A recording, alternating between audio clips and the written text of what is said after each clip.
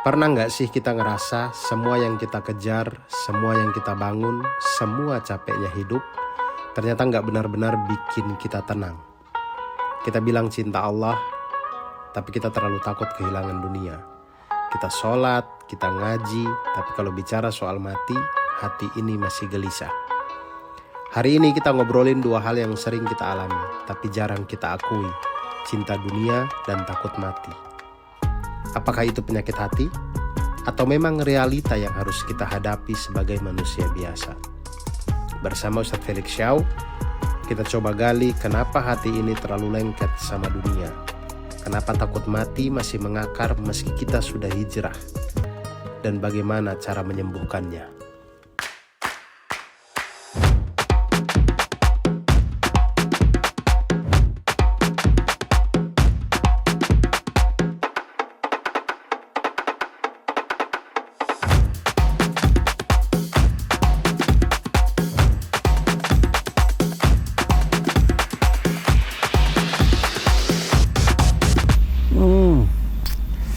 Dan tiba saatnya di depan tenda kita bertanya-tanya. Bismillahirrahmanirrahim. Assalamualaikum warahmatullahi wabarakatuh. Teman-teman tenda tanya semuanya, berjumpa lagi di tenda tanya, di depan tenda kita bertanya-tanya. Dan kali ini sudah datang, ini dia bintang tamu pertama kali tenda tanya, dan alhamdulillah beliau sudah datang lagi setelah beliau membajak kapalnya Kurohige kayaknya. Akhirnya beliau datang ke sini, ya Ustadz Felix. Okay. Masya Allah. Pecinta dunia ya?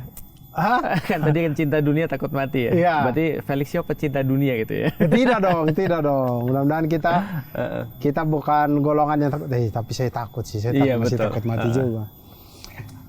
Ustadz, ya.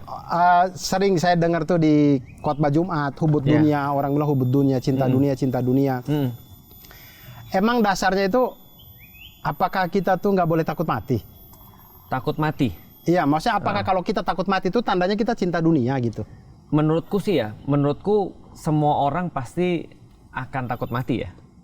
Semua orang ya? Iya. Jadi artinya semua orang pasti akan takut mati, terutama dia akan berpikir tentang apa sih sebenarnya persiapan dia ketika dia menjelang kematian itu. Sama kayak gini deh mas, nikah misalnya ya, nggak usah kematian dulu ya. Nikah, kalau nikah itu misal, kalau kita dibilang ya, siap nggak sih ada orang mau nikah? Aku yakin pasti nggak siap. Pasti dia deg-degan tuh. Tapi akhirnya dia mikir begini, ya udahlah mau nggak mau harus aku jalanin, karena ini adalah satu fase dalam hidupku yang aku harus lewatin ini.